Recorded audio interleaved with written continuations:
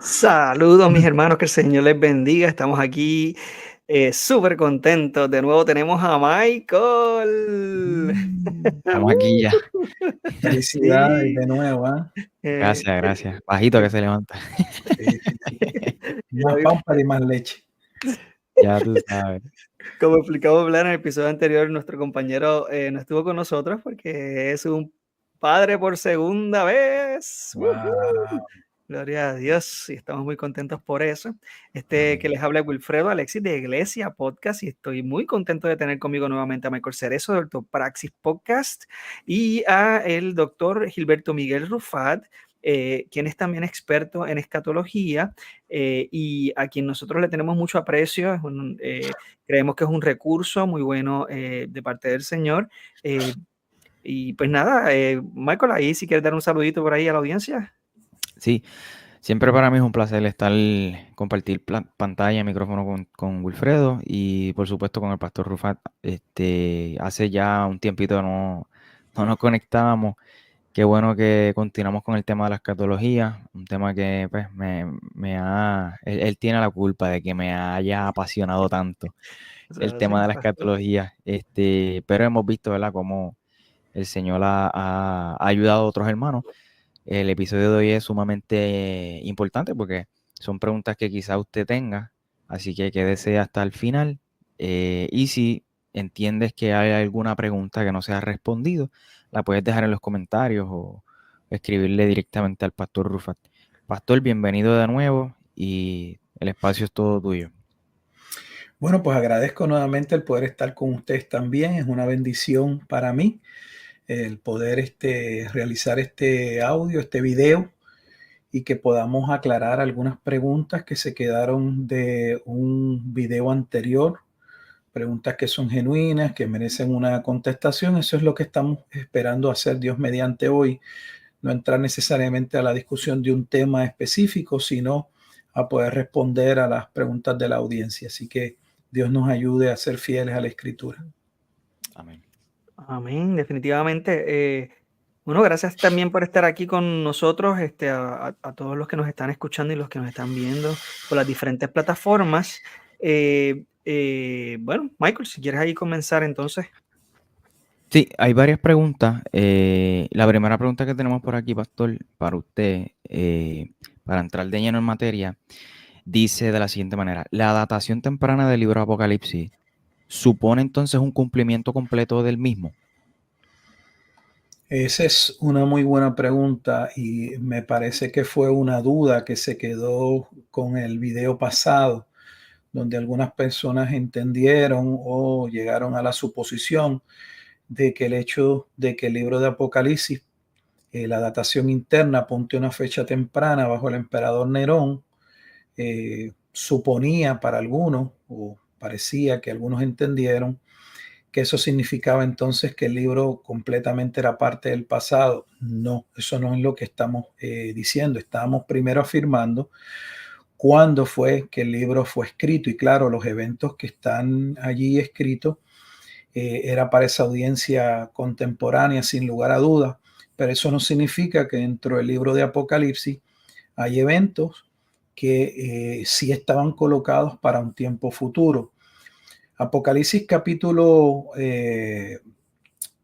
6 al capítulo 19 narra el inicio de cuando se abren los sellos, luego los 7 sellos, perdón, del séptimo sello, las 7 trompetas, y de la séptima trompeta entonces vemos las 7 copas de la ira de Dios que van a llevar a la destrucción de esa ciudad llamada Babilonia, también Sodoma, Egipto, la ciudad donde en las afueras fue crucificado Cristo, Apocalipsis capítulo 11, versículo 8, que no es otra que la ciudad de Jerusalén.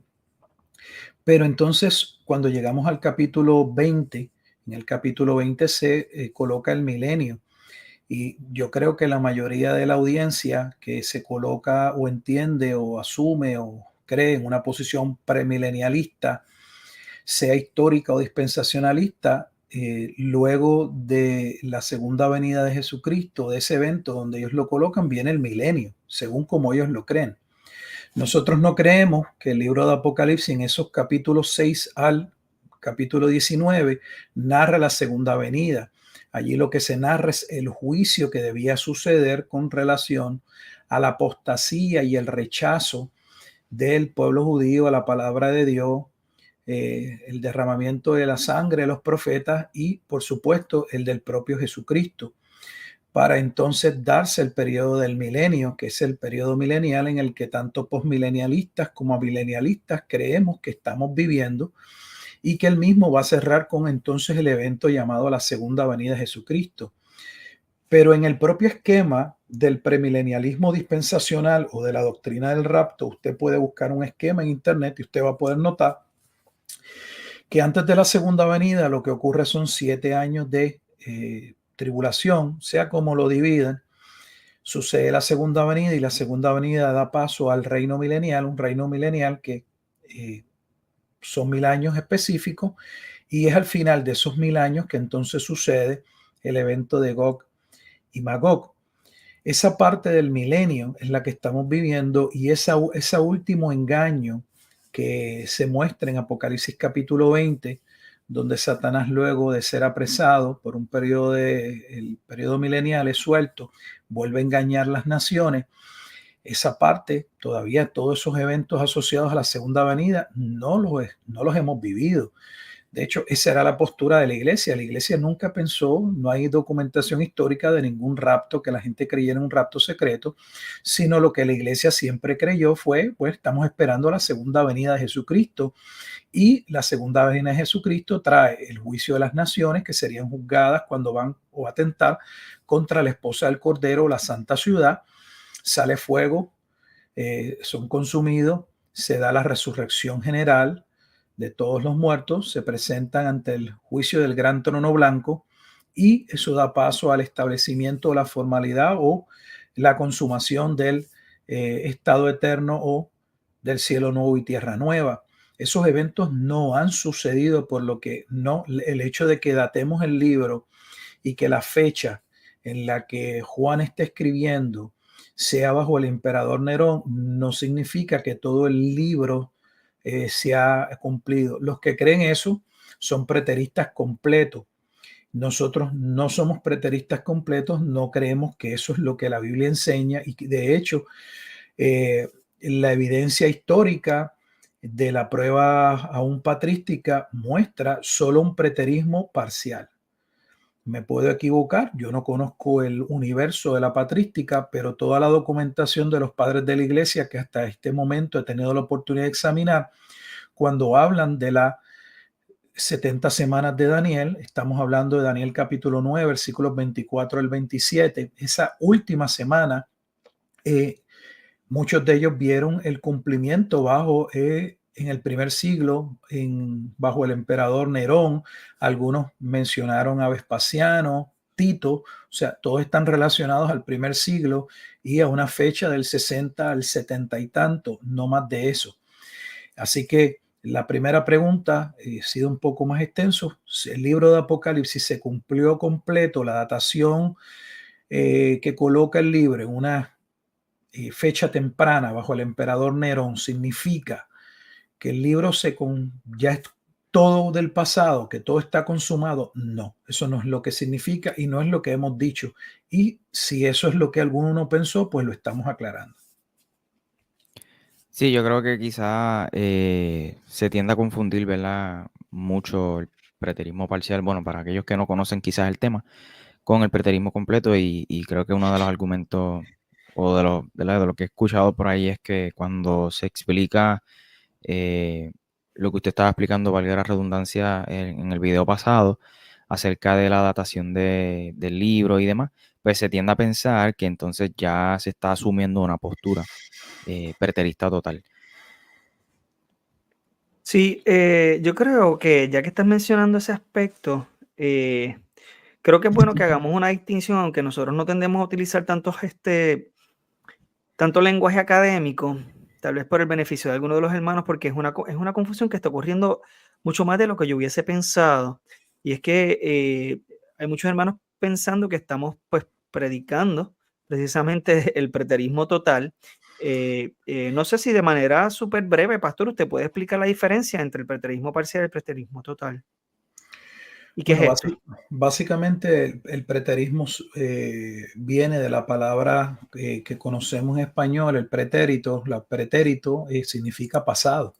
Entonces, la posición preterista es una posición no con relación al periodo milenial. Esto es bien importante porque también me he percatado que cuando uno habla del preterismo, la gente cree que estamos hablando de una escuela que estamos inventando, una escuela nueva sobre el milenio.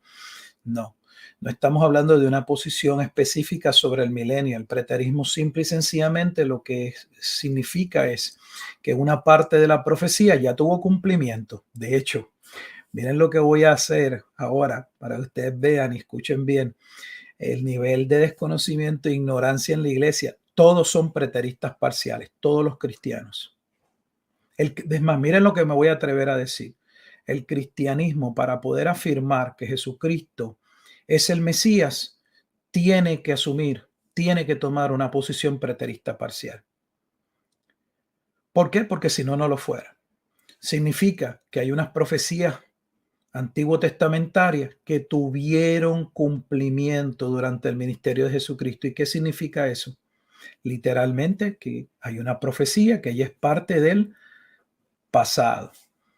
El libro de Apocalipsis presenta dos juicios, dos eventos separados por el periodo milenial. Y eso, vuelvo y le digo, si usted busca una gráfica, y hay muchísimas gráficas en internet con relación a la posición del rapto, usted va a ver que la batalla de Armagedón está separada de la batalla de Gog y Magog por el periodo llamado milenio. Entonces, no sé cómo esos dos eventos, si están separados por un periodo de 1000 años, que en el caso de los dispensacionales es un periodo literal, son 1000 años específicos.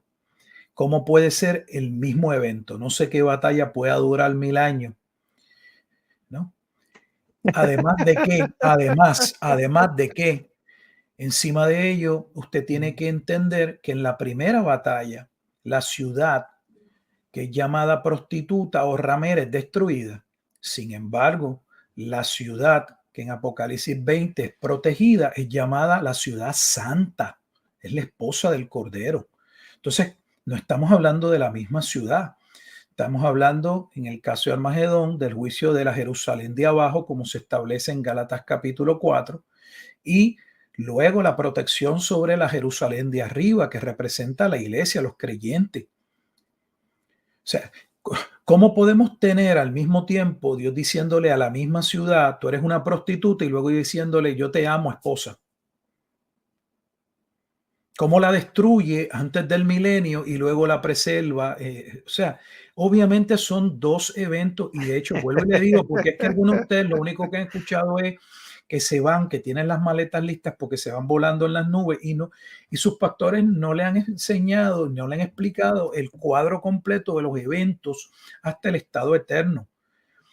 Fíjese que yo no soy preterista, no soy premilenialista dispensacionalista, y a veces hablo con premilenialistas dispensacionalistas que a mí me parece que yo entiendo más lo que ellos creen, y noto que tienen lagunas en lo que hablan porque no conocen lo que ellos supuestamente afirman. Entonces, esa parte del periodo milenial hacia Gog y Magog y los eventos que suceden en la segunda venida del estado eterno, nada de eso ha ocurrido. Todavía nosotros creemos, tanto los amilenialistas como los posmilenialistas, que simple y sencillamente son aquellos que colocan el milenio antes de la segunda venida de Jesucristo, porque en términos prácticos solo hay dos posiciones con relación al milenio. Usted dirá, ¿dos posiciones? Sí, solamente hay dos posiciones. O el milenio es colocado, si el punto que divide el milenio es la segunda venida, entonces la pregunta es, ¿cuándo ocurre el milenio? ¿O antes de la segunda venida o después? Por lo tanto, solo hay posmilenialismo y premilenialismo.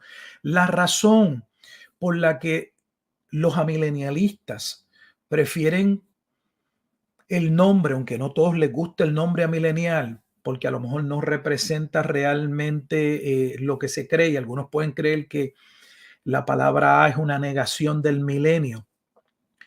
La razón por la que no se llaman postmilenialistas es para hacer una distinción con los postmilenialistas, no en términos de dónde colocan el milenio, sino de qué es lo que se cumple en el milenio y cómo se desarrolla ese periodo milenial hasta la segunda venida de Jesucristo, y por eso se llaman amileniales y posmileniales, pero ambos creen que el milenio es ante la segunda venida. Y luego están los premilenialistas, sean históricos o, en el caso de nuestros días, los dispensacionalistas pretribulacionistas. Así que no todo el libro se ha cumplido. Obviamente hay unos eventos que no han ocurrido. El preterismo completo, ¿cuál es el problema? Que el preterismo completo toma tanto Armagedón como Gog y Magog y los hace un solo evento. Básicamente los hace un mismo evento. O sea, otros lo que ven es que Armagedón es el juicio contra Jerusalén, y yo no sé cómo colocan el milenio en los 40, o sea, en lo que se llama la generación. Esa generación viene a ser el milenio. O sea, yo no sé cómo la generación fue. Pueden ser 1000 años. Pero bueno, ahí sucede el milenio. Eso sí que se requiere un toque de magia y de gracia para entender eso, o algunos malabares teológicos que yo desconozco.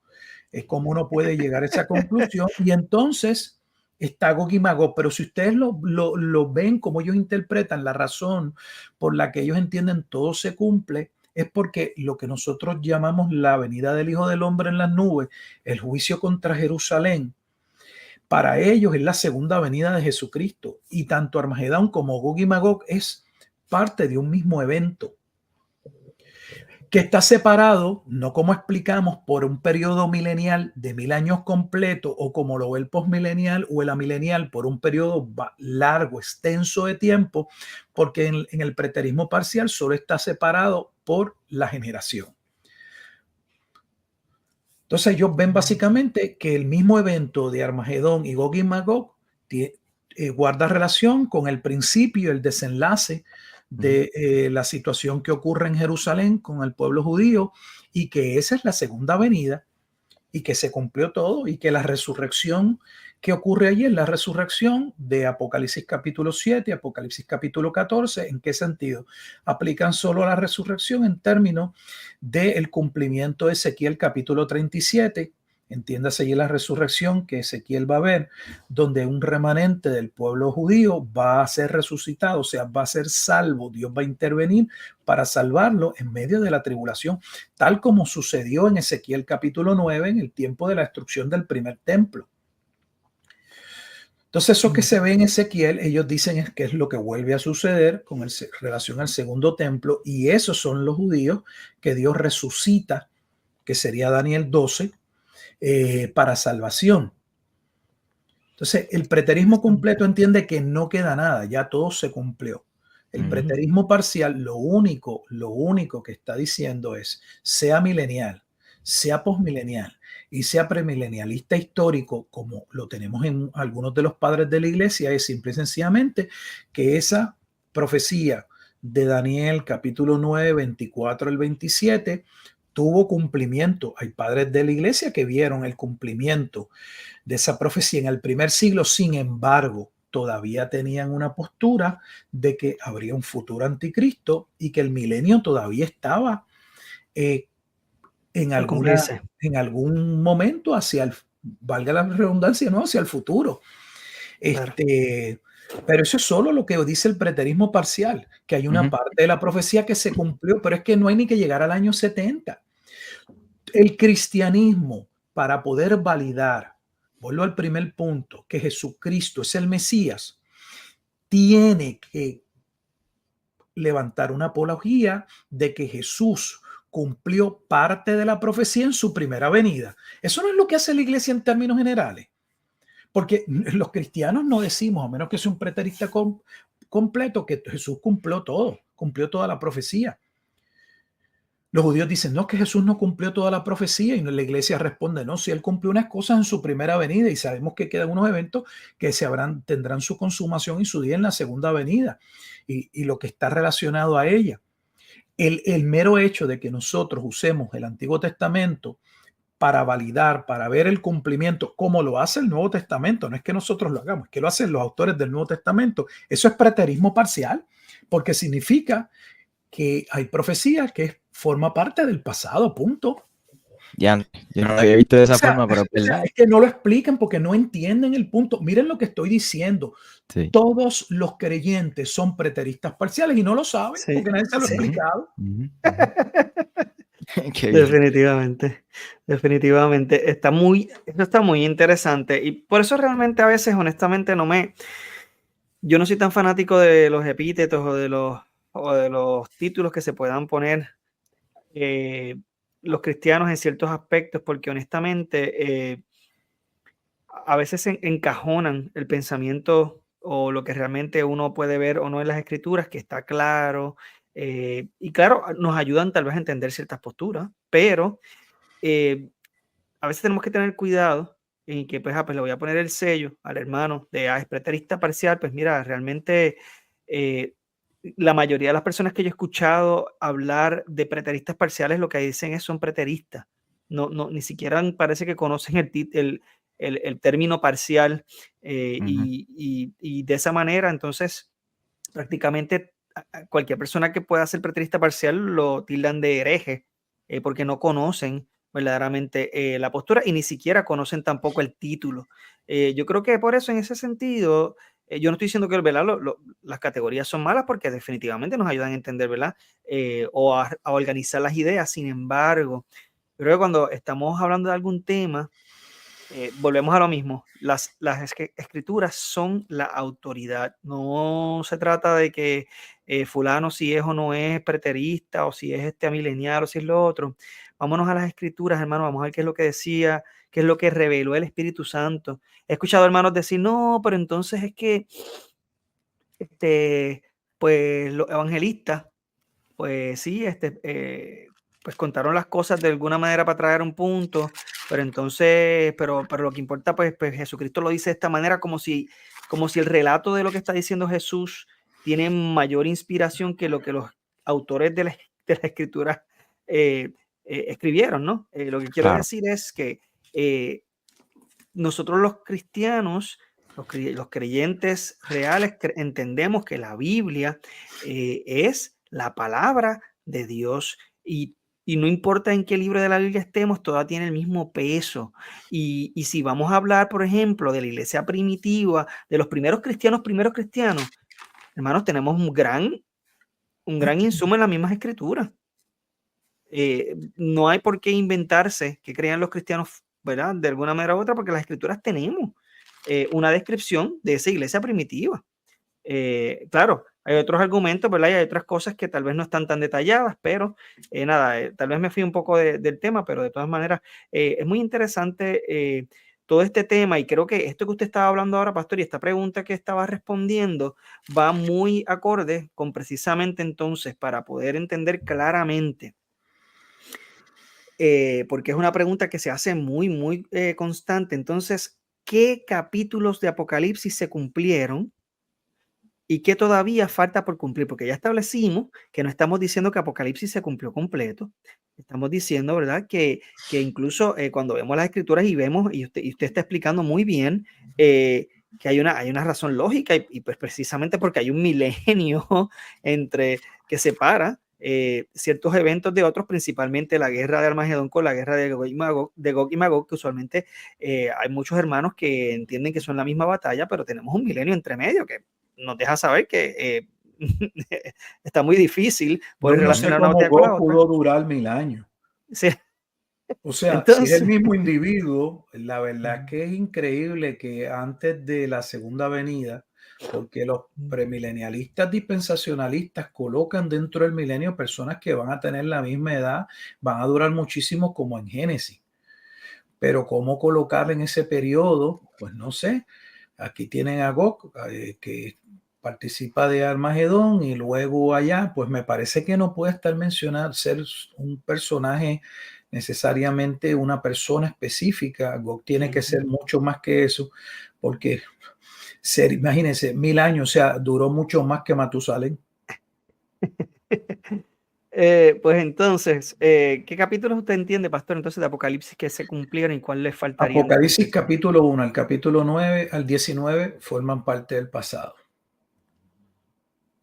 Okay. Casi todo el libro se cumplió. De hecho, mi posición no es nueva. Si pueden ver, esa es la misma posición a la que llegó Arcis Pro. Yo subí un video recientemente donde lo pueden ver en la boca de Arcis Pro. Alguien le pregunta exactamente lo mismo. ¿Cuánto del libro Apocalipsis forma parte del pasado y cuánto queda por cumplirse? Y él dice que Apocalipsis del capítulo 1 al 19 forma parte del pasado. ¿Por qué?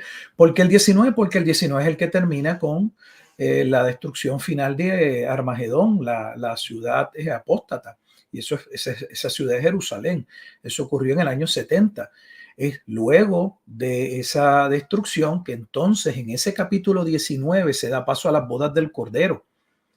El establecimiento de la relación del nuevo pacto de Jesús con la iglesia, donde entonces entramos al capítulo 20 y el capítulo 20 habla del periodo milenial y no es sino hasta el final del milenio que Satanás es suelto y sucede Gog y Magog. O sea que ese capítulo 20, parte de él, es parte del pasado, por ponerlo, porque ya Satanás ha sido encarcelado. Y encarcelado no significa que esté en una cárcel literal, ni que Satanás, porque la gente empieza, no, pero ¿cómo es posible?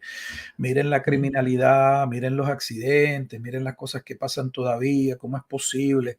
Para empezar, eso muestra, y vuelvo y lo digo con mucho respeto, la ignorancia de nuestra iglesia hoy, porque eso supone que Satanás lleva a cabo todo el mal del mundo. Óigame, hermano, Satanás es un ser creado, él no es omnipresente.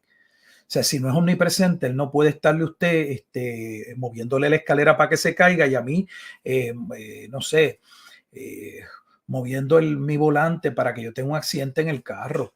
Ambas cosas no las puede hacer a la vez, porque él no es Dios. ¿Ve?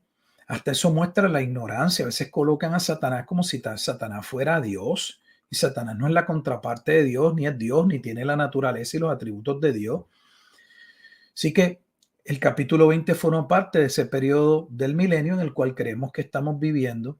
Y es en ese capítulo 20 donde ya en los versículos 11, de buscar mi Biblia, la parte que corresponde a la segunda venida, toma del versículo 7 hasta el versículo 10. Apocalipsis 20, 7 al 10. Es la parte que corresponde. Yo no sé si usted lo sabía, pero Apocalipsis capítulo 20, versículos 7 al 10 es lo que corresponde a la segunda venida, siendo la segunda venida el momento en que sale fuego del cielo y consume. Estoy hablando del versículo 9, Apocalipsis capítulo 29, o sea que solo un versículo en el libro de Apocalipsis recoge el evento de la segunda venida. Entonces, ¿el libro trata de la segunda venida? No, el libro no trata de la segunda venida. Y le digo, lo puede buscar en cualquier comentarista. Busque dónde está la segunda venida. Si usted busca dónde está la segunda venida ubicada en el libro de Apocalipsis, es Apocalipsis capítulo 20, solo en el capítulo 20, y el versículo clave es el versículo 9, que ni tan siquiera menciona que Jesucristo desciende físicamente ni visiblemente. Lo único que dice allí es que cuando el Satanás vuelve a confederar una multitud o las naciones que sean de los 4 ángulos de la tierra para indisponerlos y traerlos contra la ciudad amada, sale fuego del cielo. Eso es lo único que dice, literalmente es lo que dice. Dice, y de Dios descendió fuego del cielo y los consumió. Esa es la segunda venida. O sea, el libro de Apocalipsis, con todo respeto, hermano, yo entiendo sus dudas, créanme, porque uno estuvo de ese lado, uno creyó un sinnúmero de cosas porque pues las escuchó, se las dijeron, ya hemos visto, hemos hablado en otros momentos dados, eran ampliamente aceptadas y bla, bla, bla, bla, bla. pero hay cosas que no se sujetan realmente al estudio. Entonces, no todo el libro se cumplió y esa es la diferencia entre el preterismo parcial y el preterismo completo. Y vuelvo y le digo, el preterismo parcial no es una herejía, hermanos, porque ahora hay un grupo de personas que usted los oye, especialmente estos youtubers, ahora estamos llenos de teólogos y tenemos un montón de disparateros en las redes sociales, gente que van a dar cuenta de Dios de las estupideces que dicen, porque voy a decir la palabra, las necedades que dicen. No miden ni sus palabras. O sea, no han hecho ningún estudio, porque es obvio que abren la boca y uno de escucharlo sabe que no, lo que se leyeron fue un libro, bajaron algún documento PDF, leyeron alguna página web y ya son teólogos. Entonces, hermanos, tenemos que ser serios en lo que estamos diciendo. Y antes de usted emitir un juicio, primero saque su tiempo, evalúe los argumentos, mire la evidencia, sopésela, antes de estar abriendo la boca y repitiendo como otro, preterismo, eso me suena herejía. Pues si eso es una herejía que es bastante vieja, porque todos los que hablan que la patrística muestra que todo el mundo cree igual son mentirosos o ignorantes. Les voy a decir, y lo digo públicamente, son mentirosos, porque nadie puede probar por la patrística que había una secuencia donde todos los bloques estaban colocados de la misma forma. Eso es falso. Eso a mí, yo lo escucho y yo sé que estoy hablando con un ignorante, que lo único que se ha leído es un librito de su casa publicadora o alguien que cree su postura y que él está repitiendo lo mismo porque él cree que con eso él está defendiendo su posición. Así no se hace, así no se desarrolla teología. Tenemos que ser serios. Deje de estar usando el preterismo parcial y no es que me quiera defender para decir que es una herejía, hermano. Todos los cristianos son preteristas parciales. Todos, porque todos, vuelvo y le digo, para poder afirmar que Jesucristo es el Mesías, mire, es más, lo voy a hacer más fácil. Déjeme darle una prueba, voy a escoger un libro al azar, Zacarías, no lo tengo en mente, Zacarías 9 y 12. ¿Qué tenemos en Zacarías capítulo 9? Una profecía de cuando viniera el Mesías vendría montado en un pollino. Eso no dice el Nuevo Testamento que se cumplió. Esa no fue la entrada triunfal de Jesús, pues eso es preterismo. Y ya está cumplido. Zacarías capítulo 12. Mirarán al que traspasaron. El Nuevo Testamento lo presenta de dos maneras. Lo presenta en Juan capítulo 19 como en el momento en que en la cruz, para cerciorarse, para constatar que Jesús realmente estaba muerto, es traspasado por una lanza. Pero también bajo el punto de vista de Juan, en el capítulo 1 de Apocalipsis, cuando habla de la venida del Hijo del Hombre, habla también de la profecía con relación al lamento. Porque ese que mataron, esa muerte no quedaría impune. Jesús había dicho una parábola en Mateo capítulo 21, donde aquellos que mataron al dueño de la viña para quedarse con la viña, experimentarían un juicio sin misericordia, y ellos lo sabían.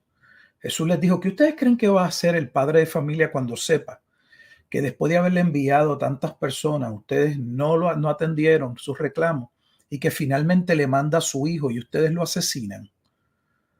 O ese padre va a venir en juicio. Esa es la venida del Hijo del Hombre contra Jerusalén. Y en esa misma línea, pastor, esa venida del Hijo del Hombre, ¿es la segunda venida de Jesucristo? Yo creo que es una de las preguntas más comunes que hay por ahí. Mucho. Sí. Hay mucha duda en cuanto No, a eso. la venida del Hijo del Hombre en las nubes, para empezar, ¿de dónde sale ese término? Porque ese es otro término que no se entiende. Cuando hablamos del término la venida del Hijo del Hombre, tradicionalmente y generalmente, lo que ustedes van a escuchar es que ese título es un título que apoya la naturaleza humana de Jesús, que eso habla del aspecto humano de Jesús. No negamos que obviamente la segunda persona de la deidad se encarna. Eso no está en discusión. De hecho, eso se resolvió en el Concilio de Nicea, el Calcedonia. Ya la iglesia entendía claramente ese aspecto de la naturaleza humana 100% y divina. En la persona de Jesús eso no está en discusión. El término que Jesús está usando todo el tiempo y especialmente en la última semana está enmarcado todo el tiempo de manera escatológica Y no podemos negar que esa es la palabra que se repite una y otra vez para poner una cita bíblica y no hablar de lo que nosotros creemos o suponemos, porque yo no vengo a presentar suposiciones. Si usted separa en Mateo capítulo 24 y 25 el discurso profético sobre el Monte de los Olivos, Jesús estuvo hablando todo el tiempo acerca de la venida del Hijo del Hombre en las nubes. Cada vez que hablaba de ese juicio, decía que ese juicio era la venida del Hijo del Hombre en las nubes.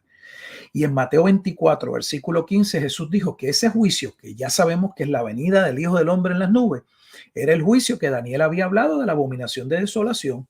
¿Y dónde está la abominación de desolación? Mateo capítulo 9, versículos 24 al 27. Pero el término Hijo del Hombre corresponde a Daniel 7, 13 y 14. ¿Por qué? Porque ese es el momento en los días del Cuarto Imperio, que es Roma, en el que Daniel va a ver aquel que, si usted mira cómo está descrito el anciano de días, exactamente la imagen que se presenta en Apocalipsis o la descripción del Hijo en el capítulo 1, exactamente como está en Daniel capítulo 7, y se apresta a venir en juicio, pero el juicio no es contra el mundo, el juicio es contra Jerusalén. Mire, hermano, déjame ver si yo los puedo ayudar, porque ustedes, algunos de ustedes, y lo hago con respeto, pero tienen que pensar. Los judíos no estaban esperando el fin del mundo. Yo sé que usted lo ha escuchado y su pastor le dice que mira las 3 preguntas, que hay una pregunta ahí que claramente es el fin del mundo. Mire, hermano, eso es un soberano disparate. ¿Por qué? Porque los judíos lo que esperaban era el milenio. Ellos lo que estaban esperando era el fin de la era para que diera paso al reino. Ellos no estaban esperando la destrucción del mundo, todo lo contrario. Sabían que habían unos eventos asociados, los dolores de parto, pero lo que estaban esperando era ¿cuándo restaurarás el reino de Israel?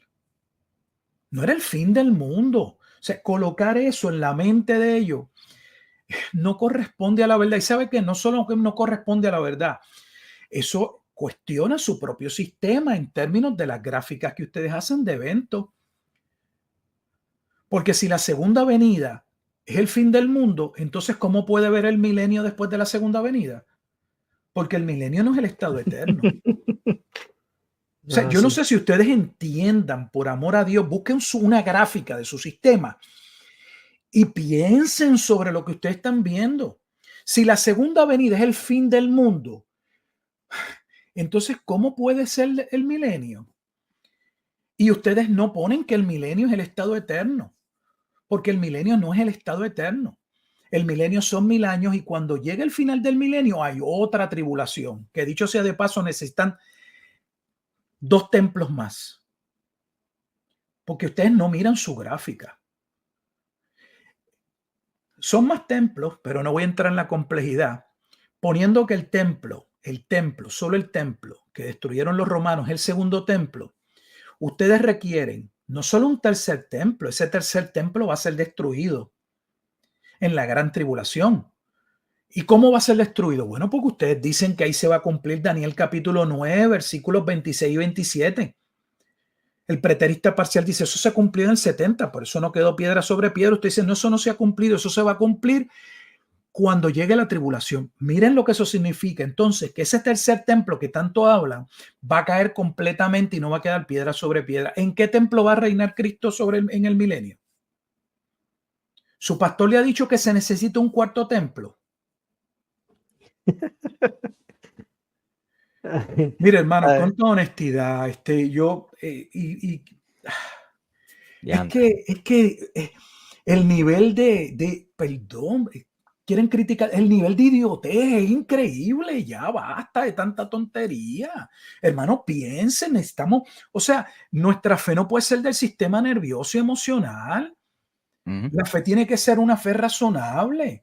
La razón no va antes, pero la razón tiene que estar ahí. Si algo lo llamamos verdadero, es para que algo sea verdadero, se tiene que poder ver que cuadra con la realidad. Entonces, la realidad es algo que se puede, que no solo es observable, que se puede demostrar. La verdad es que es muy interesante el tema y estoy también como reflexionando en las cosas que yo creía y cómo ese punto en particular del milenio es una de las cosas que me hizo cuestionar precisamente la postura, porque pues yo fui también, yo fui premilenialista, dispensacionalista, eh, que Somos fue lo dos. que abundaba muchísimo cuando estaba sí, creciendo y una de las cosas que a mí me hizo cuestionar mucho la postura es que nadie sabía explicar a quién iba, sobre quién iba a reinar la iglesia y Cristo, porque ya el mundo estaba destruido. Entonces, yo me ponía a pensar, pero es que si el mundo está destruido, entonces, ¿qué tierra va a reinar la iglesia? No la honestamente no la entendía. Yo decía, pero no entiendo. O sea, yo estoy viendo todos estos eventos y yo leía el libro y mi hermano lo leía corrido. Hubo varias noches que lo leía corrido el libro completo y yo seguía leyéndolo y yo no encontraba explicación de entonces, si el mundo está destruido, ¿a quién va a reinar Cristo con la iglesia? Eso de verdad que no lo encontraba. ¿Y qué pasaba en ese milenio? Y yo veía autores hablando sobre eso y no había ninguna explicación que verdaderamente cumpliera todos esos aspectos. Porque la verdad es que con toda honestidad, pues no hace mucho sentido. Eh, ahora, yo sí, hay otras preguntitas, ¿verdad? Que vienen pronto. Esta próxima tal vez está más o menos contestada, pero también la tenemos presente porque hay algunos hermanos que ya que la hicieron y queremos contestarla de manera directa. Hay otras también, pastor, que tal vez no las planificamos antes, pero que también se las voy a hacer. Vuelvo y repito, hermanos, aquí estamos a mitad de este episodio y estamos muy contentos de que nos hayan hecho preguntas. Continúen haciéndonos preguntas. Sabemos que es un tema que lamentablemente ha sido sumamente mal interpretado y que es bien duro romper tal vez con un esquema que ya uno tiene. Cuando uno lee ciertos pasajes, ya automáticamente ya uno está viendo la interpretación que ya previamente uno tiene en la cabeza. Es muy difícil romper estos esquemas. Vamos a tratar realmente de ir directamente a las escrituras. Conozco hermanos que todavía me están usando me usan muchos comentaristas para poder decirme, no, es que fulano es muy respetado, tú sabes, y dice tal o más cual cosa, pero la realidad es que están siendo víctimas de la academia del siglo XX y del siglo XXI, que es que como pues este fulano de tal es doctor, pues él sabe lo que está hablando, así que pues yo lo cito y ya, y pues él es suficiente, es una autoridad suficiente. Sin embargo, yo les reto a que estos historiadores, hay un historiador en particular que mencionamos en el episodio anterior, el mismo Justo González, una de las cosas que a mí me destruyó, y esto lo digo con mucha honestidad, no con el ánimo de tirarle a nadie ni de desestimar a nadie, es que cuando yo fui a buscar las fuentes o la bibliografía, las referencias al final del libro de la historia del cristianismo de Justo González, yo no vi dónde estaban.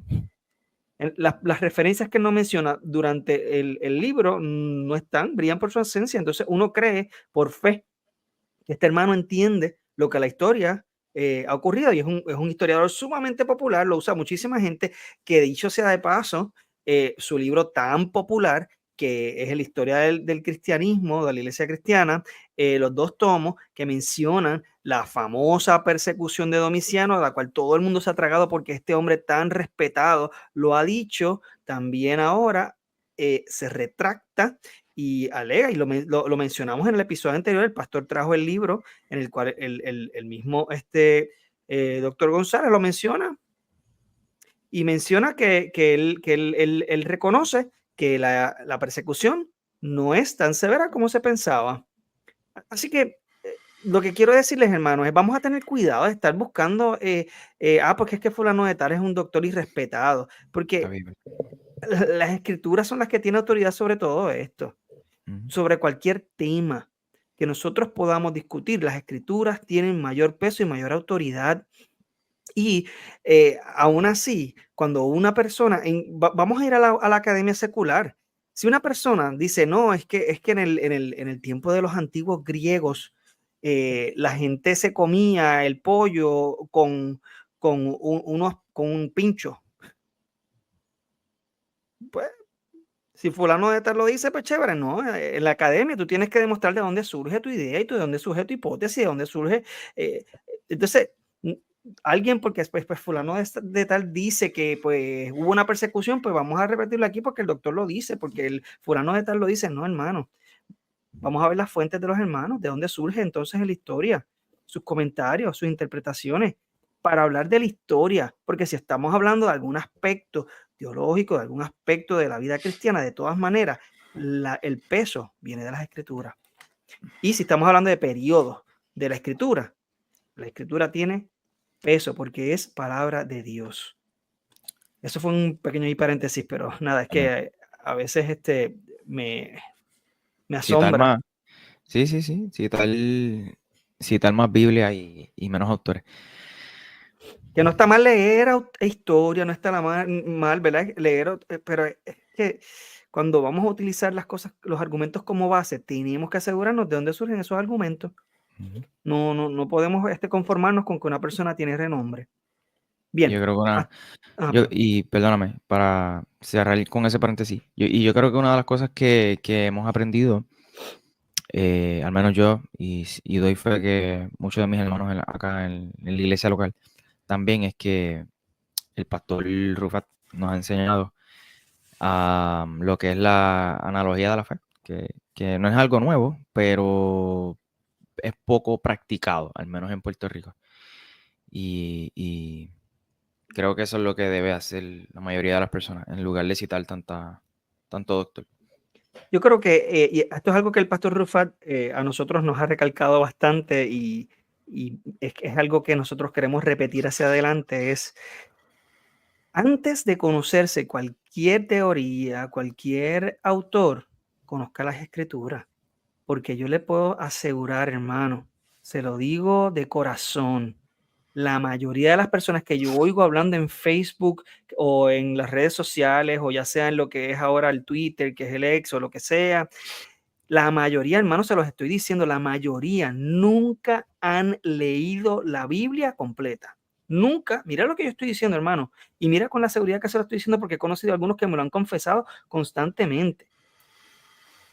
O sea, que tú me estás diciendo a mí que tú me puedes hablar de 20.000 autores y de 20.000 teorías, de 20.000 cosas, pero tú no puedes hablar de la palabra de Dios, que es lo que se supone en lo que tú estés fundamentando tu vida. Pues entonces, discúlpame, pero mejor tenme por bruto, pero yo prefiero conocer más de las escrituras que de cualquier otra teoría o cosa externa a las escrituras, porque mi vida está centrada precisamente en esa palabra de Dios. Y pues mira, es la que ha roto los esquemas que he tenido, que han estado errados, que la mayoría, bueno, que todos han sido realmente, que los he adquirido a través de esas personas tan respetadas. Así que nada, lo digo, ¿verdad, hermanos? Porque tenemos que tener cuidado. Vamos a tener discernimiento, vamos a orar, vamos a pedirle al Espíritu Santo que nos ayude a entender la Escritura. Podemos consultar a algunos comentaristas, pues para ver tal vez luego que nosotros pues tenemos un dominio de un pasaje, pues mira, para ver cómo lo vio fulano o mengano, pero no es para basar nuestras opiniones, no es para basar nuestras creencias ni nada de esto. Anyway. Vamos a la cuarta pregunta que nos hicieron del video anterior, y es que ¿qué eventos, pastor, todavía forman parte del futuro? Si ya hemos hablado que por lo menos ya vimos también en parte de Apocalipsis, esta pregunta tal vez también comprende otros pasajes que usualmente se utilizan para hablar de escatología. ¿Qué eventos todavía, pastor, pues faltan? Forman parte de ese futuro que todavía no se ha cumplido. Bueno, creo que lo hemos mencionado, pero si sea Apocalipsis capítulo 1 al 19 ya se cumplió, estamos viviendo el periodo milenial. El periodo milenial, si Armagedón es la batalla donde Dios juzgó a la ciudad pecadora, rebelde, los 1000 años literales creo que se quedaron cortos, porque llevamos más de 2000 años. Entonces el amilenialismo no coloca el milenio como 1000 años completos, literales, sino un periodo indeterminado de tiempo. Nadie sabe cuándo ese periodo va a concluir. Ese periodo va a concluir, lo que sí sabemos es que concluye con una rebelión que va a haber. No significa que el diablo no pueda estar planificando o haciendo cosas antes, pero su estrategia final, el reunir unas naciones y el disponerlas contra la ciudad santa o la ciudad amada, la esposa del Cordero, no sucede si hasta Apocalipsis capítulo 20, versículos 7, por ahí al 10, que es la batalla de Gog y Magog, lo que se conoce como Gog y Magog, Ezequiel capítulo 38 y 39. Entonces, ese es el evento en el que podríamos estar viviendo. En el periodo milenial, se podría estar ahora mismo efectuando todo un engaño, una indisposición contra la iglesia como nunca antes, y cuando Satanás se preste a llevar a cabo su movimiento contra la iglesia para tratar de exterminarla, ahí es que la escritura dice que sale fuego de Dios y los consume. Ese evento es lo que dentro de Apocalipsis, escuche bien, dentro de Apocalipsis se constituye la segunda venida de Jesucristo, que da paso entonces a la resurrección de todos los muertos, porque van a ser juzgados ante el juicio del gran trono blanco, y entonces la consumación del periodo del reino que inició dentro del periodo milenial, porque Cristo está reinando. El posmilenialista y la milenialista entiende que Cristo está reinando. Y de hecho, dicho sea de paso, para que usted vea el desconocimiento de la escritura, si alguien dijera, bueno, es que la venida del Hijo del Hombre no ha ocurrido. Yo he escuchado eso, es que eso no ha ocurrido. Pues yo quisiera que alguien me diga cómo es que por el Espíritu Santo, Lucas, en el libro de los Hechos, y tan temprano como el capítulo 7, y en el versículo 56, dijo que él veía que Jesucristo estaba sentado a la diestra del Padre, o sea, el Hijo del Hombre ya estaba sentado. La imagen de Daniel capítulo 7 es la imagen que ve Esteban antes de morir. Wow, sí, eso es verdad. Eso es O sea, verdad, porque él está reinando ahí. Es más, se lo voy a leer, déjeme buscarlo y leérselo. Mire, libro de los Hechos, capítulo 7, dice lo siguiente. Voy a leer desde el 55, escuche. Pero Esteban, lleno del Espíritu Santo, puestos los ojos en el cielo, vio la gloria de Dios y a Jesús que estaba a la diestra de Dios, y dijo, he aquí veo los cielos y abiertos y al Hijo del Hombre que está a la diestra de Dios. O sea, vio Daniel capítulo 7, versículos 13 al 14. Entonces, ¿cómo Esteban pudo ver lo que Jesús le dijo, voy más atrás, al sumo sacerdote que ocurriría? Porque el sumo sacerdote se rasga sus vestimentas cuando le dice, te conjuro delante de Dios que me digas si tú eres el Mesías. Jesús le dice, tú lo has dicho. Y desde ahora te digo, y le dice que él va a ver la venida del Hijo del Hombre en las nubes, que lo va a ver reinando.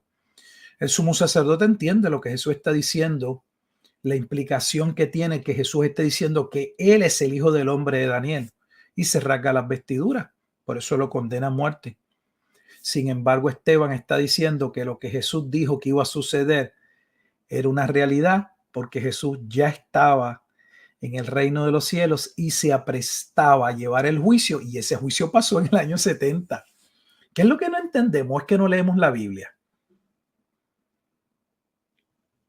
Sí, eso definitivamente, pastor, en esa misma línea, ya que usted estaba mencionando también eso de... Perdona, tienes a Pedro en el capítulo 2, citando Joel y diciéndose salvo de esta perversa generación, que esa generación es la misma generación que vería el juicio de Dios.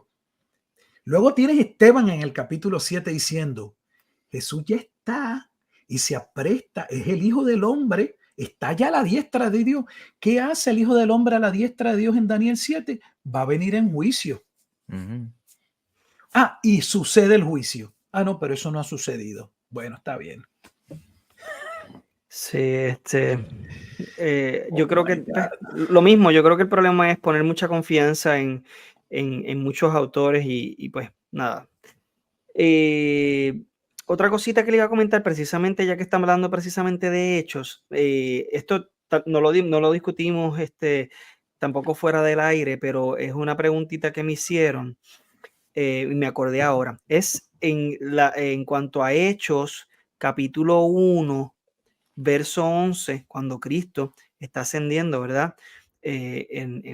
el primer capítulo de Hechos, ¿no? Y entonces, leyendo desde el verso 10 y 11, dice, y estando ellos con los ojos puestos en el cielo, entre tanto que él se iba, he aquí se pusieron junto a ellos 2 varones con vestiduras blancas, los cuales también les dijeron, varones Galileos, ¿por qué estáis mirando al cielo? Este mismo Jesús que ha sido tomado de vosotros al cielo, así vendrá como le habéis visto ir al cielo. Este pasaje, la pregunta que me hicieron es si está refiriéndose a ese juicio o si se está haciendo referencia a la segunda venida de Cristo. Porque Mira, parecería. ese pasaje no es tan fácil identificarlo, pero si es una venida visible, la única venida visible que nosotros entendemos ha de ocurrir es en la segunda venida de Jesucristo. La que causa dificultad en ese momento dado, que es la ascensión, el momento de la ascensión, que también está ligado a Daniel capítulo 7, versículos 13 y 14. El problema es que antes de ese comentario o esa aseveración que hacen los ángeles, los discípulos le han preguntado nuevamente a Jesús que si va a restaurar el reino de Dios, el reino de Israel. Entonces, por esa razón, algunos podrían relacionarlo, y de hecho lo hacen y lo interpretan como que ese momento en que están describiendo los ángeles es el juicio. Por ejemplo, el preterismo completo lo lleva a cabo allí. Dice que esa declaración de los ángeles corresponde al juicio contra Jerusalén y que eso ya forma parte del pasado. Pero en la venida del Hijo del Hombre no es un evento visible. Y de hecho, no sé cuál es el problema con que tenga que ser visible o no, porque volvemos a lo mismo. Para lo que les gusta a algunos, no tiene que ser visible. Porque, por ejemplo, en el rapto secreto, la razón por la que no son 2 venidas, o sea, por la razón por la que ellos no cuentan el rapto secreto como una venida y la segunda venida como la tercera, es porque ellos alegan que en esa primera venida, después de su encarnación, que sería la segunda, él no desciende físicamente, nadie lo ve, por lo tanto, pues no cuenta.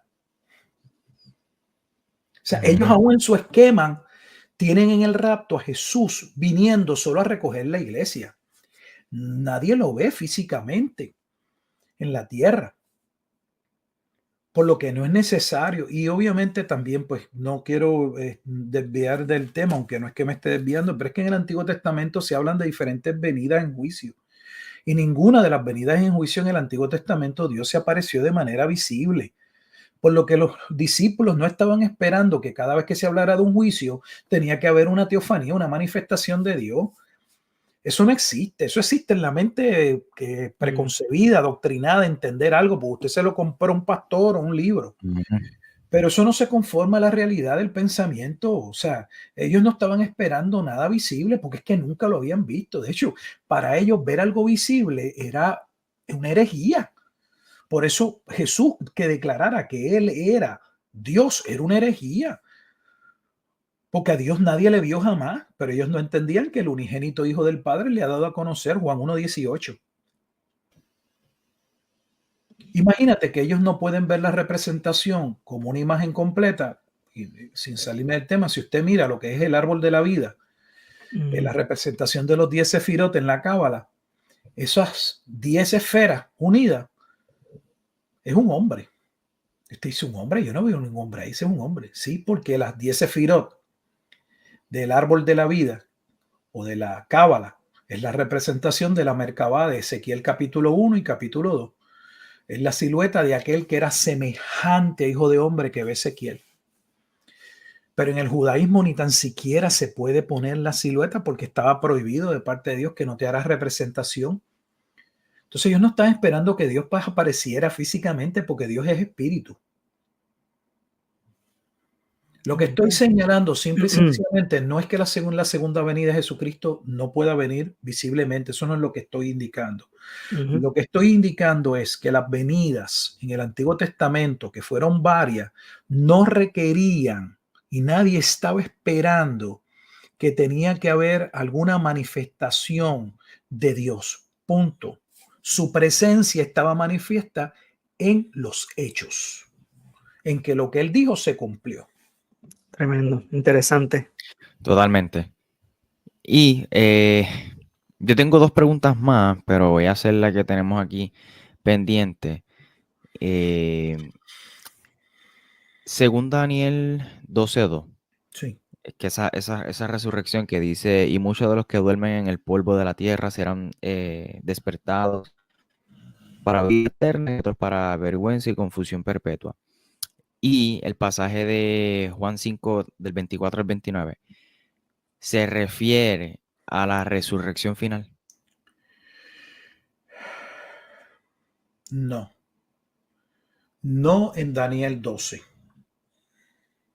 Daniel 12:2 está hablando de la abominación de desolación de Daniel capítulo 9.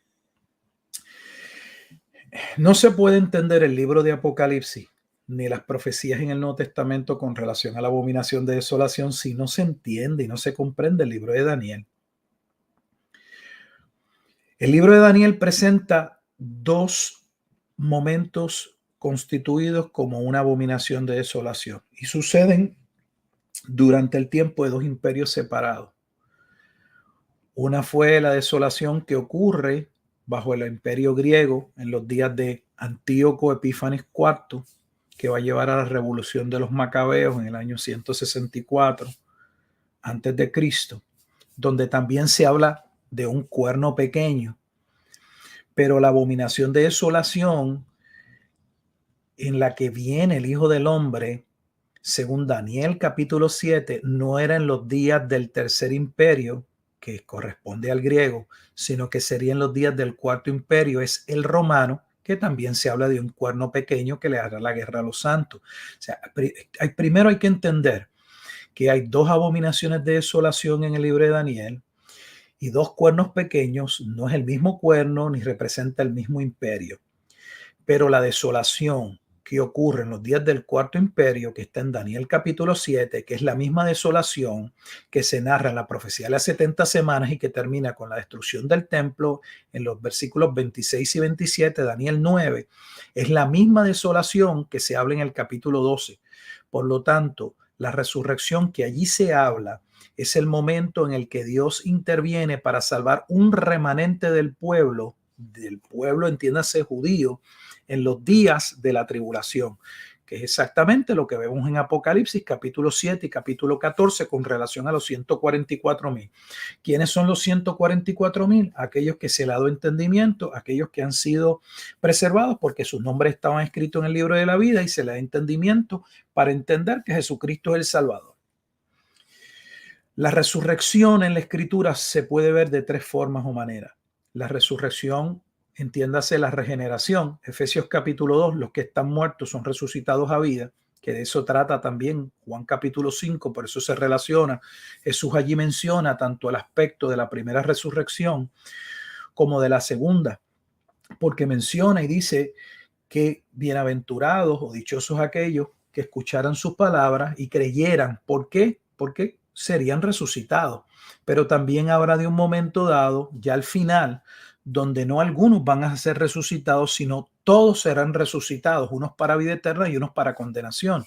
Esa resurrección que apunta al final de Juan capítulo 5, versículos 28 y 29, es la resurrección que corresponde a la segunda venida de Jesucristo. Entiéndase, esa resurrección general que da paso al juicio ante el gran trono blanco, donde los que van a ser juzgados son los que no son creyentes.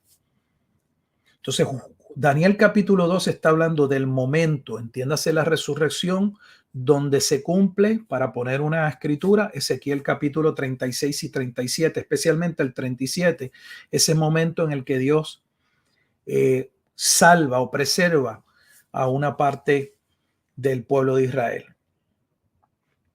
Lo que pasa es que Juan en el capítulo 5 trae los dos aspectos. Después lo podemos, si gusta, en un momento dado cubrir explicarlo con más calma. Pero si ustedes observan, Jesús está diciendo, Jesús ha sido juzgado. O sea, en Juan capítulo 5, el disgusto contra Jesús sucede por el hombre que acaba de sanar en el estanque de Betesda. Juan capítulo 5 hay un hombre que lleva 38 años en un estanque. Jesús lo sana y le dice, oye, toma tu lecho y vete a tu casa. Mientras va con su lecho, había sucedido el milagro un sábado, lo ven y le dicen, oye, tú estás violando la ley. Y él dice, bueno, es que el que me sanó ese mismo me dijo, toma tu lecho y vete a tu casa. Le preguntaron quién era. En el momento dice, no sé quién es, pero luego va a decir quién es quién es Jesús. Eso se va a crear toda una situación donde se va a crear una gran hostilidad sobre Jesús, no por el hecho de haber sanado a aquel hombre, sino por que él violase el sábado y le dijera a aquel hombre que violase el sábado. Entonces Jesús va a decirle a los que le van a atacar, oye, ese milagro lo hizo mi padre y yo. Mi padre y yo trabajamos juntos y ahí se empieza a desarrollar toda esa apologética de Jesús con relación a quién Él es. Y Jesús les va a decir que aquellos que oyen su voz y creen en Él tienen vida eterna. Está hablando de la salvación. Dice, ahora es, lo dice en este momento dado, pero luego habla de otro momento en el que no algunos, sino todos resucitarán, unos para vida eterna y unos para condenación. Esa resurrección final es el aspecto de la segunda resurrección. Por eso en Apocalipsis capítulo 20 se habla de la primera muerte y de la segunda muerte, de la primera resurrección y la segunda resurrección. ¿Por qué? Porque la primera resurrección, vamos a ponerlo, la primera muerte, porque antes de ser resucitado estamos muertos. La primera muerte es el estado caído, es la depravación. Es donde nos encontramos todos antes de ser hallados en Cristo, de ser rescatados por Cristo. Estamos muertos. Pero el que no es levantado en vida de esa muerte, le toca también la segunda muerte. O sea, está muerto dos veces. Está muerto ahora, en términos de que no entiende, de que según cumple 2 Corintios 2:14, las cosas que son de Dios del Espíritu no las puede entender, rechaza a Cristo, pero no solamente está condenado en vida, sino que va a ser condenado a vida eterna. Pero entonces también está el aspecto de la primera resurrección, entiéndase aquellos que son resucitados de ese estado de muerte, de no regeneración, de que no eras creyente y de participar entonces de la resurrección en términos de vida. Aunque la iglesia puntualiza o habla o exalta o casi siempre habla de la resurrección de los santos, teológicamente hablando, la resurrección va a ser general, porque aún los que no creen son resucitados. Eso es otro aspecto. Comparecer ante el, claro, ante el porque juicio. y no solo para compadecer delante del gran trono blanco, sino porque son lanzados al lago de fuego y azufre, lo que ellos represente, y representa que van a pagar literalmente, siendo resucitados, van a ir a ese estado. Sí, Entonces no hay aniquilación del alma. Y se ve bastante claro cuando lee el pasaje de Juan capítulo 5. Voy a leer los últimos dos, el 28 y 29. No os maravilléis de esto, porque vendrá hora cuando todos los que estén en los sepulcros oirán su voz, y los que hicieron lo bueno saldrán a resurrección de vida, más los que hicieron lo malo a resurrección de condenación. Si lo leen con calma, Michael, te van a, ¿verdad? No es que lo hagamos ejercicio ahora, pero si leen desde el versículo 24, van a ver que hay unos que en el momento en que Jesús está hablando son levantados. Obviamente no están levantados en la segunda venida de Jesucristo. Es la resurrección espiritual. Pero Jesús señala nuevamente esos dos aspectos de la resurrección. Tanto la resurrección, entiéndase salvación, como la resurrección al final, en la segunda venida. Y los únicos dos estados eternos, vida eterna en Cristo o condenación eterna. Wow, interesante. Mientras en el primero no todos resucitan, solo resucitan los que creen. Observa que al final dice todos resucitan. Exacto. ¿Por qué al final todos resucitan? Bueno, porque son resucitados todos para ser presentados ante el gran juicio del trono blanco. Apocalipsis capítulo 20. Y yo quería mencionar que si van al podcast de Iglesia, Michael, yo no sé si lo publicaste en Ortopraxis, me confirmas, pero en Iglesia Podcast está el episodio, creo que fue de hecho el último episodio que grabamos antes de irnos, o sea, de escatología, que ¿verdad? Grabamos antes de irnos de un break de casi 2 años. Y es precisamente la resurrección de los muertos y su implicación precisamente en la escatología, y el pastor explica algunos de estos puntos y específicamente, ¿verdad? Algunas de estas definiciones de la resurrección. Así que le invitamos a que pues lo busque. Estoy casi seguro que Michael en Ortopraxis lo tuvo que haber publicado, Sí. por cogerte así infraganti, pero por lo menos si lo va a buscar en el podcast de Iglesia, lo va a conseguir como La resurrección de los muertos y la escatología. Bueno, pastor, pues yo creo No, que por el momento... perdón. Creo que Michael tenía unas preguntas, no sé si las va a hacer, pero ¿Verdad? Sí, a mí se olvidó. bueno, María. yo voy a ponerme completo porque, sí, pastor, esto es una historia sí, larga, sí, pero yo la voy a hacer breve, en sí, 1 minuto, y entonces las 2 preguntas las voy a hacer en una. muy bien. Una persona, Wilfredo conoce la historia, quizás, ¿verdad? Fuera del aire le comparto un poquito más, pero una persona en X plataforma, nos acusaba, o más bien lo acusaba usted, de hereje, a nosotros también por consiguiente, ¿no? ¿X Porque plataforma literal o simbólica? X plataforma literal. Sí, porque él se llama X también, pastor, ahora en Twitter. Sí. Perdona por Ok. tirarlo al medio.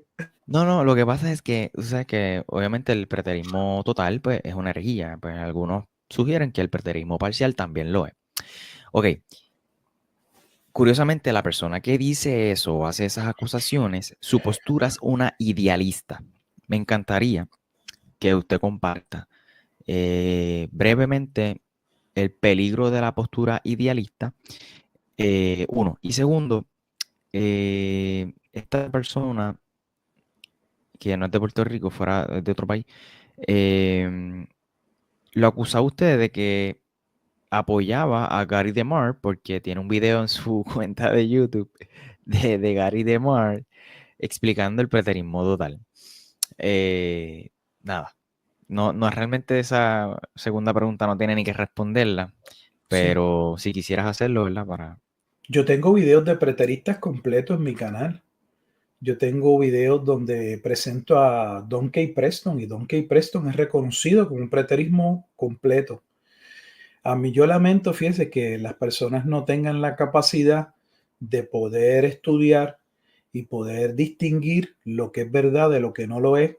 Y el hecho de que tengamos hermanos que sean preteristas completos no significa que en algunos puntos y algunas explicaciones han hecho un buen ejercicio y han buscado una muy buena información o tienen una muy buena explicación sobre cierto pasaje. Y si eso es así, yo estoy bienvenido a escucharlos y a ver cuáles son sus argumentos y sus puntos.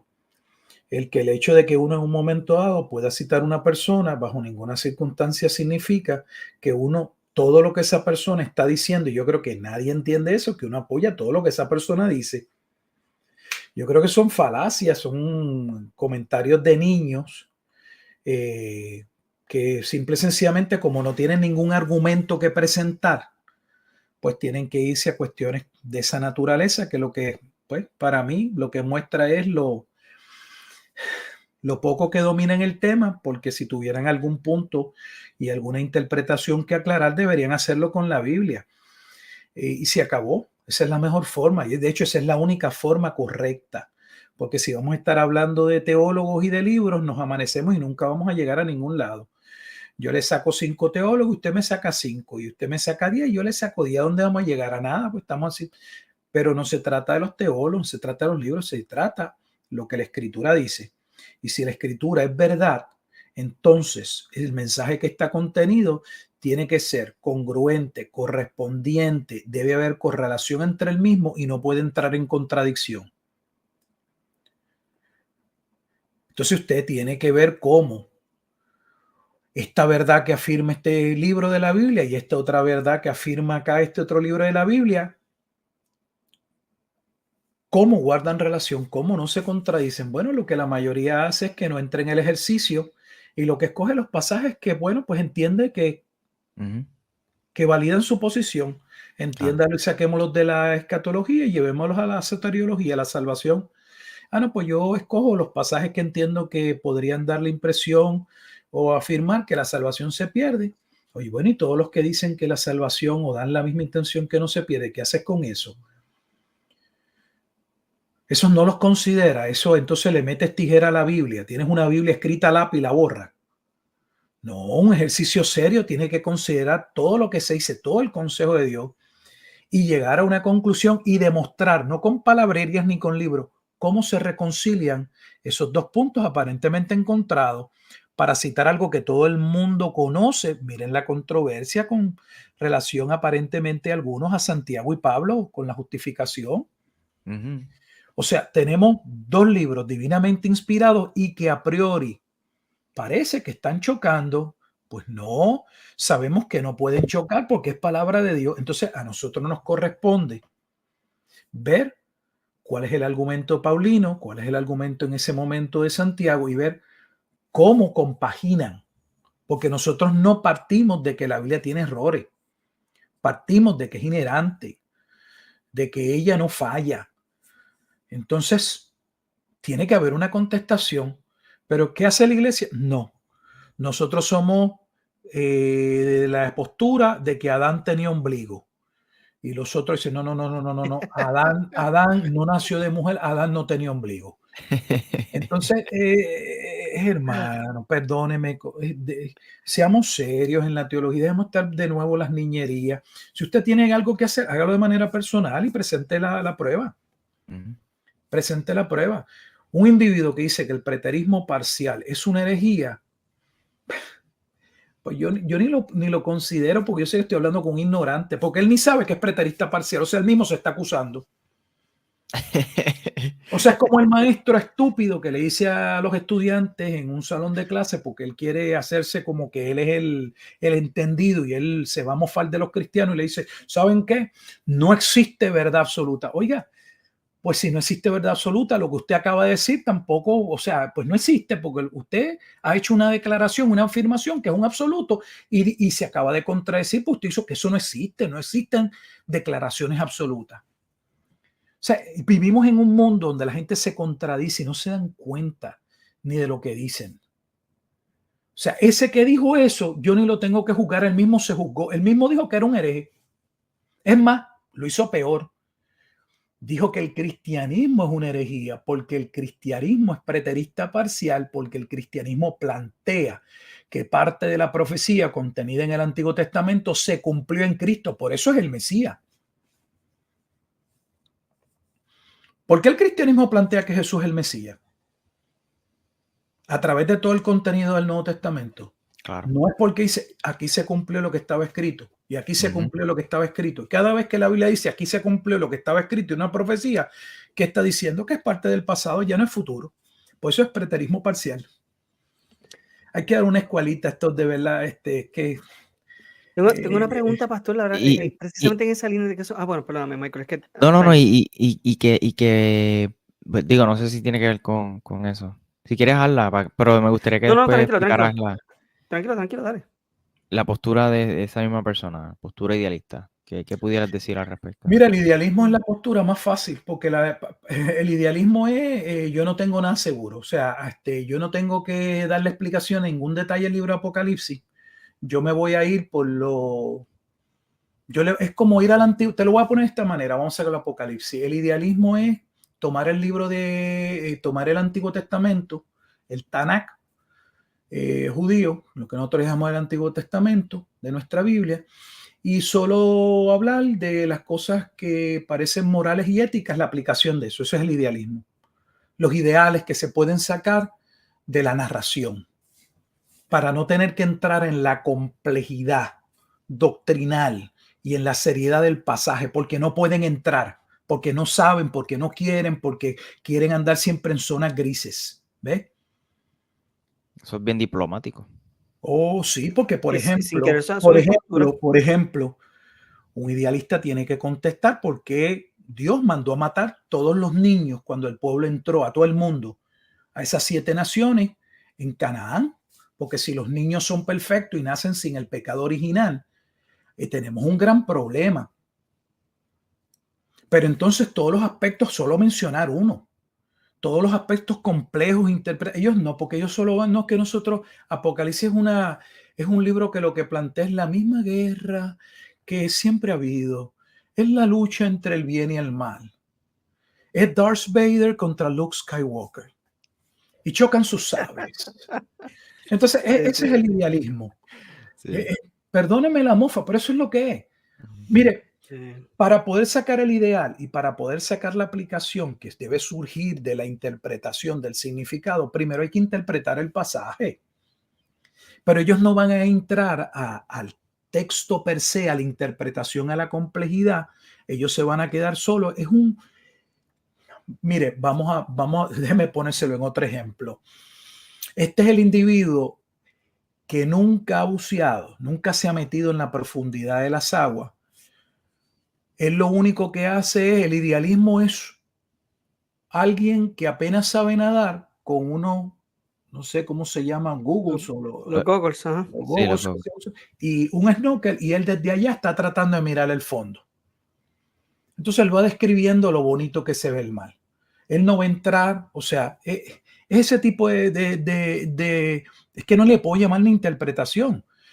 Se lee el libro y de la lectura del libro, pues mira, ¿qué vemos en el libro? Bueno, pues que hay una lucha, los cristianos sufren, pero al final Dios está en control y todo lo que vemos que ahora no entendemos, pues lo vamos a entender, y qué bueno que aunque tengamos conflicto, pues Dios ya ganó la batalla, ya el libro de Apocalipsis, ciertamente el libro de Apocalipsis expone que Dios nunca ha perdido ninguna batalla. Pastor, pero entonces también podemos decir entonces que esto es un tipo entonces de corriente alegórica, ¿cierto? Claro, en un sentido lo es, porque eso es lo que hace. Lo que hace es que mira el libro y lo único que hace, pues lo dice la palabra. Claro. Entonces están en zonas grises, no entran a ninguna complejidad del libro. No toman posturas tampoco. Eso es No, fácil. no. Mucho pastor así en Puerto Rico. Mira, es más, te lo voy a poner de esta manera. Es ver el Apocalipsis como una parábola. ¿Por qué como una parábola? Porque una parábola, toda la complejidad de toda la historia, no importa la ilustración que se presente, lo larga, extensa, tiene un único propósito. Así es el idealista. Él no, lo complejo del libro de Apocalipsis no es importante, él no va a entrar. Lo único que ve es que hay un conflicto, que siempre lo ha habido, entre los hijos de Dios y los hijos de las tinieblas, entre Dios y Satanás, y ese conflicto lo gana Dios. La iglesia puede estar segura de que está en Cristo, hay que estar preparado, sigamos adelante, continuamos haciendo el trabajo y se resumió Apocalipsis.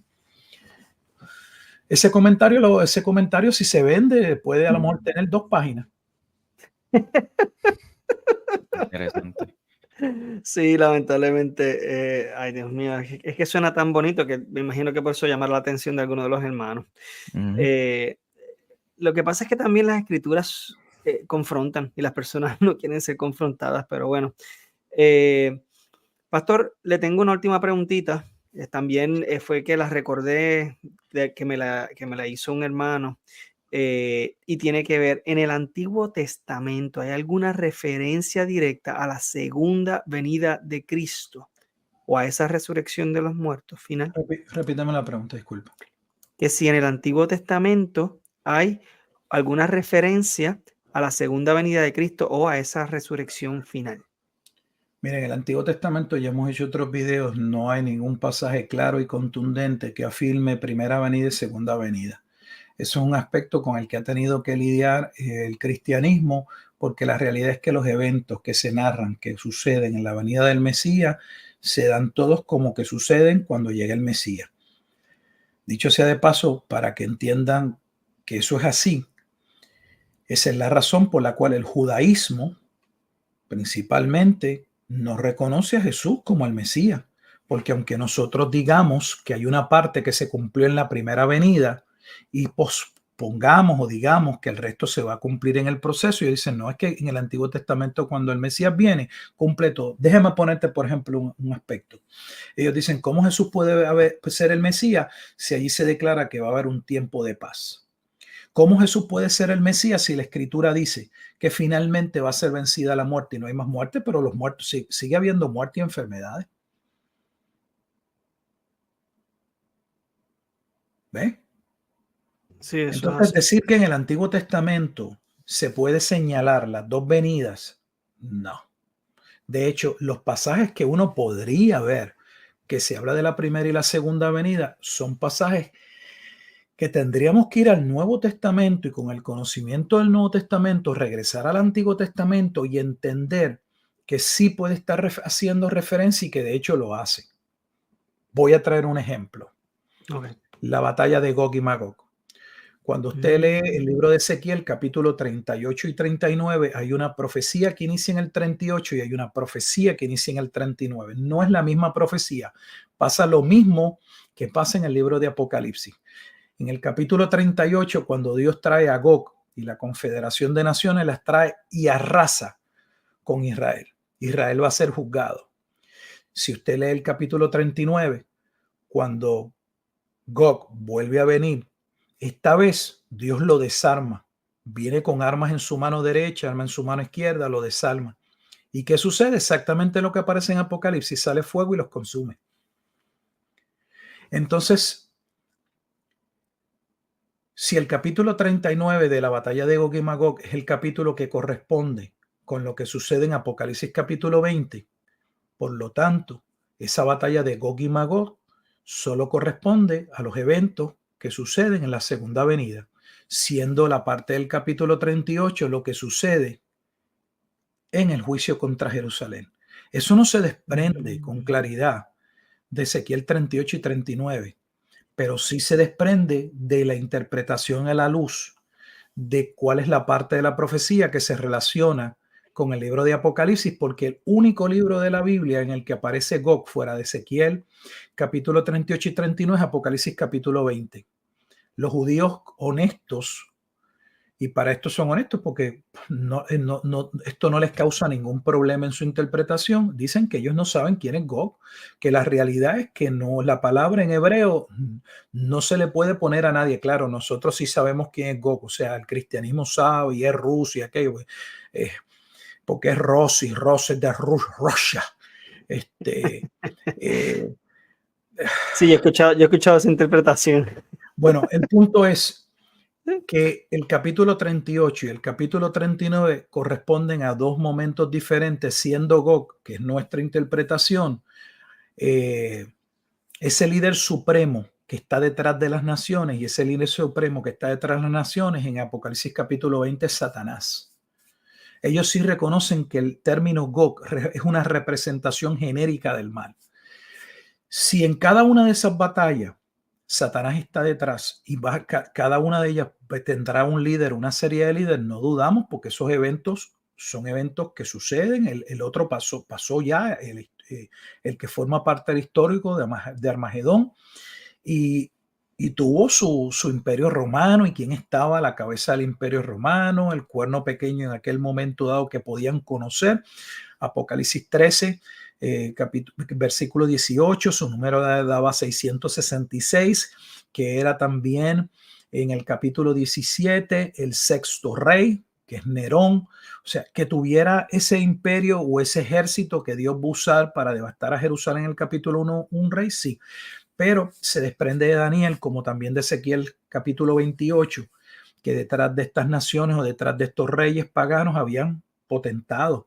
Lo vemos en Daniel capítulo 10, cuando Daniel está en un proceso de ayuno de oración y lleva 21 días, lleva 3 semanas, y el ángel le dice: ¿sabes qué? Desde el momento que oraste, Dios quería que yo viniera y hablase contigo y te diera sabiduría, pero tuve que luchar contra un príncipe, y Lea, no es un príncipe terrenal.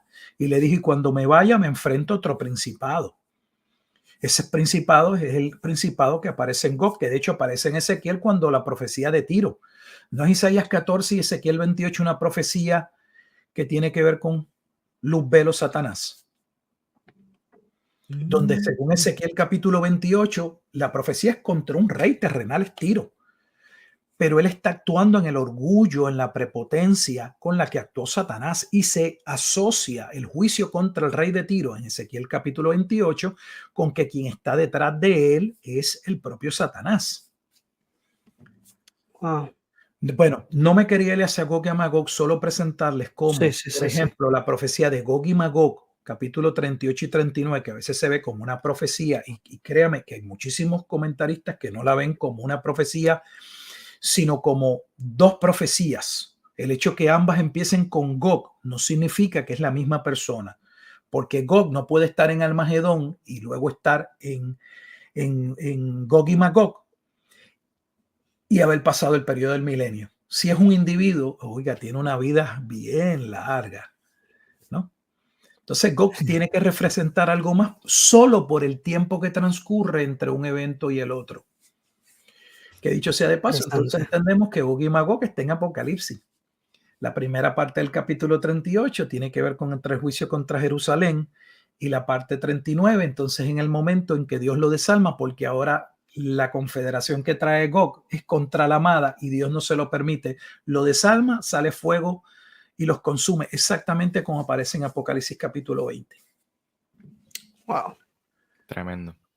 Entonces podríamos decir de Ezequiel 38 y 39 que el Antiguo Testamento muestra la primera o muestra algo de lo que sucede en la primera venida y también algo de la segunda, pero no se puede interpretar de esa manera si uno no lo ve a la luz del Nuevo Testamento. El Nuevo Testamento, claro. Cuando vas al Nuevo Testamento y regresa y ahora dice, ok, ahora entiendo. Claro. Y en ese sentido, pues es lo que recalcamos, ¿no? Así es como la escritura también se interpreta a sí misma. Bueno, definitivamente, Pastor, le agradecemos una vez más por estar con nosotros. Sabemos que esto es un tema complicadísimo. Cada vez que también conversamos o cuando me siento a estudiar cualquiera de los aspectos de la escatología, me doy cuenta cuán arraigada está a precisamente cualquier libro de la Biblia, básicamente. Es bien importante que entendamos que este tema, pues hay muchos hermanos que dicen, no, pues yo no entro en la escatología y qué sé yo, porque es un tema secundario y lo otro. Hermano, es un tema sumamente importante porque si no, no estuviesen las escrituras. Y yo creo que es bien importante que nosotros nos tomemos la seriedad que le dan las escrituras a este tema. Tenemos que dejar, sí, de la vagancia, tomarnos el tiempo de estudiar. No tomemos atajos buscando el libro de fulano de tal, de mengano, como le explica y lo otro. No. Tome usted la responsabilidad, busque las fuentes originales, vaya, están accesibles, hermanos. Si usted quiere leer, por ejemplo, de los padres de la iglesia, busque, no busque lo que dice fulano de tal, lo que sea, no, busque las fuentes, porque yo le aseguro a usted que muchas de las cosas que usted le han dicho se va a dar cuenta que no son tan certeras como se las dijeron, que lo que hay es una porción de un escrito, que lo que hay es una cita, que no hay un libro completo, por ejemplo, de Ireneo en su idioma original, que usted pueda decir, pues mire, Ireneo pues pensaba de tal manera o de la otra. Hay una cita que hace Eusebio de Cesarea, que es tan popular para datar el libro, y las personas se agarran tanto de esa cita y el problema es que yo he escuchado hermanos hablar tanto de lo que pensaba Ireneo y lo único que están hablando es de esa cita de Eusebio y no saben ni dónde surge la cita. Porque es que hablo de Policarpo y pues tú sabes, tiene que saber lo que estaba hablando, ¿no, mi hermano? Hay errores en el pensamiento de Ireneo y en el conocimiento de Ireneo y tenemos que entender que nada de lo que escribieron los padres de la iglesia es escritura inspirada. Tenemos la escritura inspirada, tenemos que sentarnos a estudiar las escrituras, tenemos que sentarnos a ver cómo se relacionan los libros de la Biblia. Para eso, lo primero que usted tiene que hacer, mi hermano, es leer la Biblia completa. Léala completa. Porque le voy a decir, la Biblia se relaciona, el mensaje de la escritura, desde el primer verso de Génesis hasta el último verso de Apocalipsis. Si usted no entiende esa relación entre los libros, va a seguir creyéndose los cuentos de camino que cuentan los autores. Lea por usted mismo, vea las cosas, vea los pasajes en su contexto, vea a qué se refiere cada pasaje según lo que escribe ese autor inspirado por el Espíritu Santo. Y así créame que va a derribar muchas de las mitologías que le han contado a usted. Nada, nuevamente, pastor, muchas gracias. Gracias a ustedes, oyentes, por estar con nosotros. Les recordamos, ¿verdad? Ay, Dios mío, los medios ya es tarde para nosotros el momento que estamos grabando esto, hermano. Social media, no quería decirlo en inglés, pero los medios ay, Dios mío, de comunicación social, no me viene la palabra en español. Michael, si puedes ahí, más o menos ahí. Las redes sociales, como siempre. Redes sociales, gracias, es la palabra que estaba buscando. Iglesia Podcast en Instagram, Facebook y YouTube. Y Pastor Gilberto Miguel Rufat en YouTube, vayan a su canal, tiene muy buen contenido, muchísimos estudios de los que comparten su iglesia, prédicas y demás. También lo puedes conseguir en Spotify a través de Abramos la Biblia.